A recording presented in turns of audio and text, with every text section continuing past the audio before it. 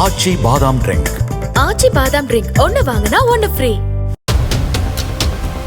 கேரள மாநிலம் பாலக்காடு கல்மண்டபம் பகுதியில் முகமூடி அணிந்து கையில் கடப்பாறை கம்பியுடன் வந்த மர்ம நபர் அடுத்தடுத்த 3 வீடுகளின் பூட்டை உடைத்து 30 லட்சம் ரூபாய் மதிப்பிலான நகைகளை திருடிச் சென்றுள்ளார்.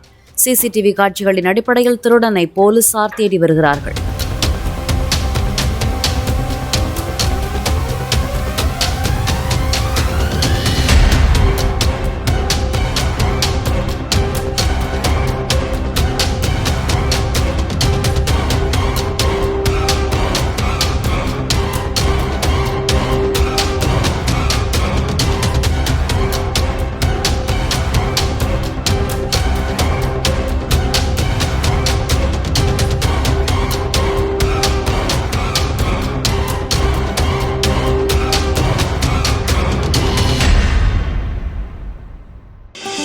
ஆச்சி பாதாம் ட்ரிங்க்.